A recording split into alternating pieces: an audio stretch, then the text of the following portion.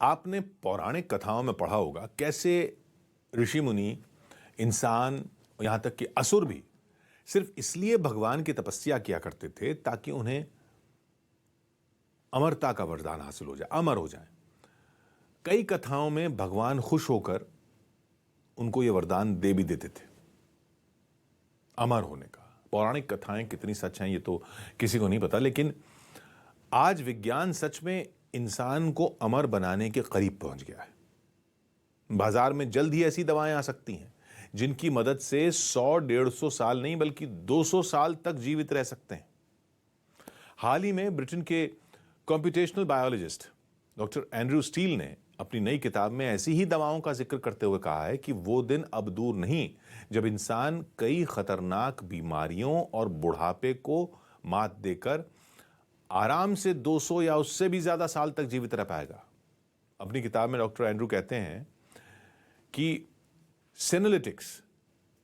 सेनोलिटिक्स दवाओं पर रिसर्च जारी है और जैसे परिणाम आ रहे हैं उनसे लगता है कि अगले 1 से 2 दशकों में विज्ञान ये चमत्कार करने में सक्षम हो जाएगा।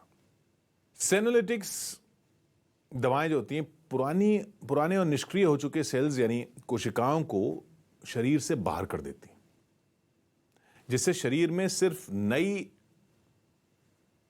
युवा कोशिकाएं, यंग सेल्स, युवा कोशिकाएं बाकी रह जाती और इस तरह से किसी इंसान की उम्र बढ़ना रुक जाती है। ये जो तत्व होते हैं जैसे कि क्वर्सेटिन है, फेसिटिन है, डेसेटिनेब है, ये जो है इन्हें हम सिनोलिटिक ड्रग्स बोलते हैं और ये माना जा रहा है कि अगर इन तत्वों का हम इस्तेमाल करें जिस तरह से ट्रायल्स में अभी देखा भी जा रहा है तो ये जो है धीरे धीरे शरीर का जो उम्र है उसको बढ़ा सकते हैं और अंगों में जो समय के साथ धीरे धीरे जीर्ण शीर्ण होने लगते हैं जिसे हम कहते हैं उम्र के साथ, वो भी शायद प्रक्रिया रुक सकती है। साधारण भाषा में इसे ऐसे समझ लीजिए कि कोई इंसान बूढ़ा या बीमार नहीं होता बल्कि उसके शरीर की कोशिकाएं बूढ़ी, मृत या बीमार हो जाती हैं और जब ऐसी कोशिकाओं की संख्या बढ़ने लगती है तो शरीर के अलग अलग अंगों पर इसका असर पड़ता है। त्वचा की कोशिकाएं मरने से उस पर झुर्रियां पड़ने लगती हैं, बाल सफेद होने लगते हैं, दांत गिरने लगते हैं, मांसपेशियां ढीली हो जाती हैं, शरीर के अंग कमजोर होने लगते हैं। इसी प्रक्रिया को बुढ़ापा कहा जाता है। लेकिन जिन दवाओं पर जारी शोध का जिक्र डॉक्टर एंड्रू ने किया है वो बूढ़ी हो चुकी या निष्क्रिय कोशिकाओं को एलिमिनेट करती है और युवा कोशिकाओं को कोई नुकसान नहीं पहुंचाती। नतीजतन बुढ़ापे की रफ्तार पर ब्रेक लग जाता है।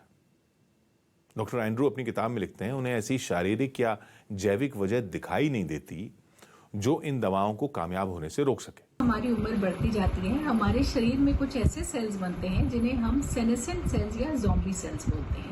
ये सेल्स जो इस रिपेयर की प्रक्रिया है उसमें बिल्कुल भी भागीदारी नहीं देते हैं और साथ ही ये सेल्स अड़ियल सेल भी होते हैं, यानी कि हमारा शरीर इनको बाहर नहीं निकाल पाता और ये धीरे धीरे हमारे विभिन्न अंगों में जाकर के जमा हो जाते हैं और इन्हीं सेल्स की वजह से धीरे धीरे जो उम्र के साथ होने वाली बीमारियां हैं वो सामने आती हैं। 2020 में ऐसी एक दवा का ट्रायल चूहों पर किया गया था जिसमें वैज्ञानिकों को सफलता मिली। दवा के असर से चूहों का स्वास्थ्य अच्छा हुआ, उनकी उम्र बढ़ने की रफ्तार भी कम हो गई।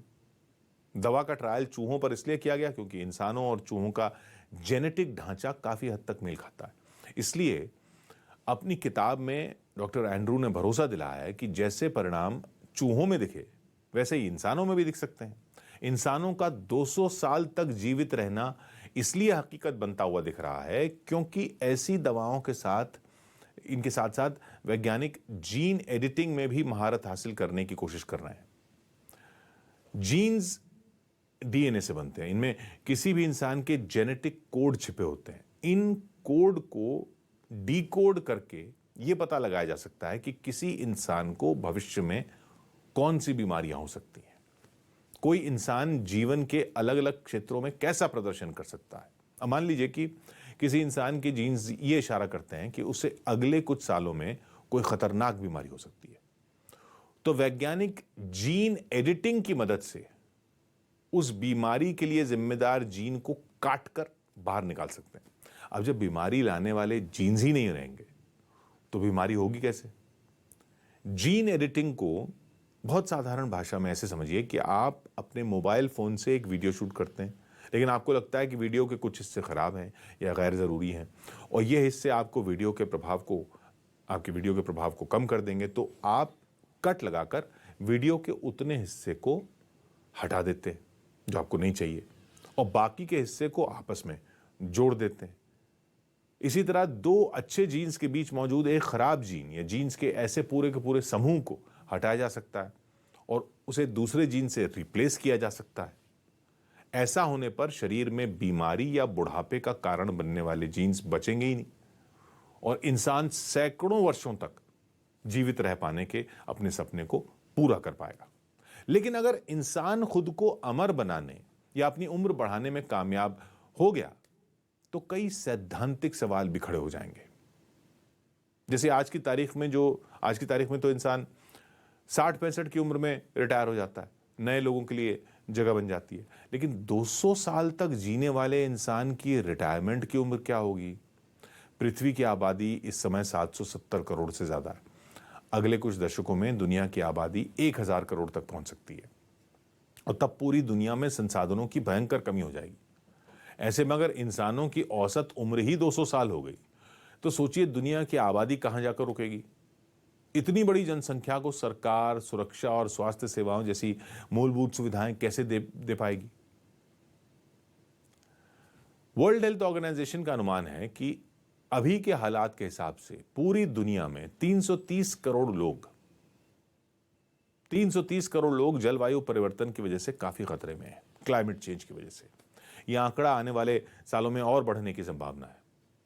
WHO का यह भी अनुमान है कि 2030 से 2050 के बीच क्लाइमेट चेंज की वजह से, जलवायु में बदलाव की वजह से खाने की कमी, बीमारियां और गर्मी बढ़ेगी, जिस वजह से हर साल 2.5 लाख लोगों की जान जा सकती है।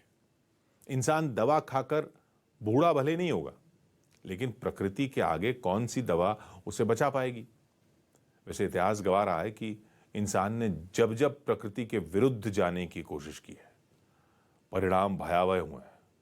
आज जो तरक्की और विकास हम देख रहे हैं उसके पीछे एक बड़ी वजह यह है कि इंसानों के पास एक सीमित समय होता है। इस सीमित समय में वो अपने और दूसरों के सपने पूरे करते हैं।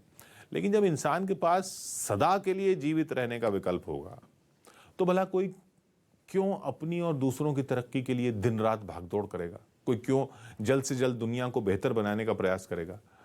कोई क्यों दूसरों के लिए जगह बनाएगा? इसलिए इंसानों को अमरता के वरदान के बारे में नहीं, बल्कि मौजूदा दुनिया को बेहतर बनाने के बारे में सोचना चाहिए।